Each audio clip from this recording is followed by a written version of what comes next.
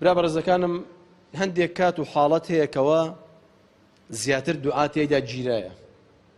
بۆیە هەوڵ بدەین ئەم کاتانە بە فیڕۆ نەدەین و لە دەستمانی نەدەین لەوانە في ثلث الأخير من الليل لسيكي كوتاي الشودة أو كاتيكوا خواي پروردگار دادا بزيتا آسماني دنيا وكو پیغمبر دا فرمي صلى الله عليه وسلم چونو بچش شوازك دادا بزيت اما نايزانين وپرسياريش درباري چونيتيكي ناكين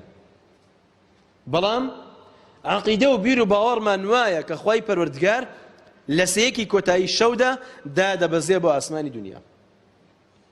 وەدە فەرمی چێ داوای لێ خۆش بم دەکا با لێی خۆش بم چێ داخوازیەک دوعایەک پاڕانەوەیەک شتێکی هەیە با داوا بکات تا پێی ببەخشم بۆیە پێشینە چاکانی ئێمە ڕەحمەتی خوایان لێبێت ئەگەر هاتبە شتێکیان هەبوایە داوای بکەن لە خوای پەروەردگار هەڵیان دەگرت بۆ سێیەکی کۆتایی شەو حتى یعقوب سەلامی خوای لێبێت کاتێک کوڕەکانی داوای لێ خۆشبوونیان لێ کرد و داوایان لێ کرد لە خوا بپارێتەوە خوا لێیان خۆش بێت لەو کاتەیە دوعاکەی بۆ نەکردن هەندە لە عولەما دەفەرمون هەڵیگرت بۆ شەو چونکە لەو کاتەیە دوعا گیرایە وهروەها کاتێکی تر بریتیە لە نێوانی بانگ و قامەت ئەوەی کەوتمان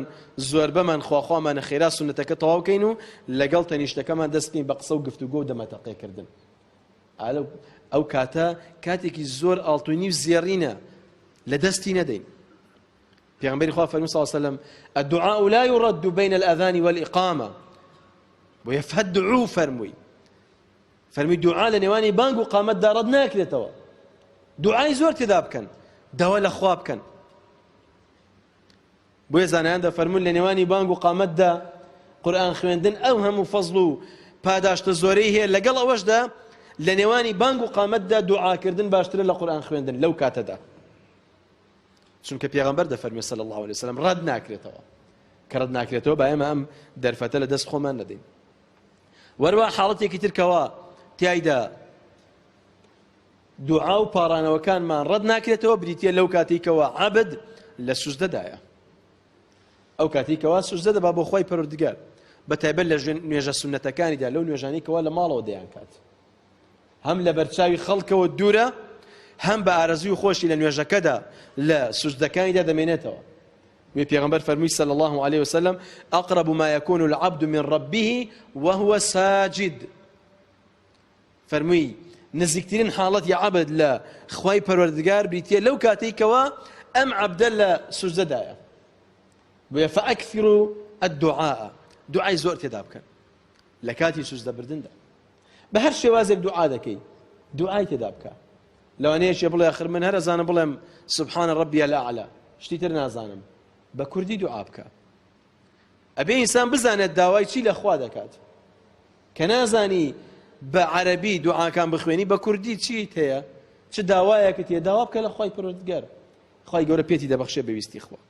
وهروها حاليك يا خاليك كا جرنجا زور وريايبين بو قبول بني دعاء بريتيا خواردنی ڕزق و ڕۆزی حەڵاڵ وریابین ئەوەی کە دەرخواردی خۆمان و مناڵەکانی دەدەین دڵنیابین کە حەڵاڵە دڵنیابین کە بە شێوازێکی حەڵاڵ و لە ڕێگایەکی شەرعیەوە دەستمان کەوتووە ئەگەر نە دوعاکانمان گیرا نابێت وەگەم پیاوەی کە پێغەمبەر صلی الله علیه و سلم بۆمان باز دەکات لە سەفەردا بووە ناڕەحەتیەکانی سەفەری بەسەرەوە بووە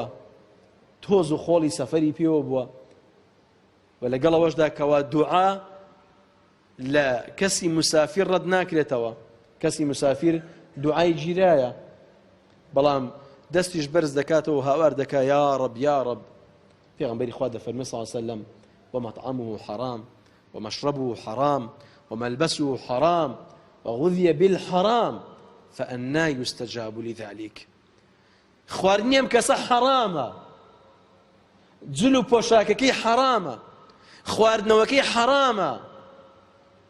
و بە حرام گۆش کراوە فأنا يستجاب لذلك چۆن وەڵامی ئەم کەسە درێتەوە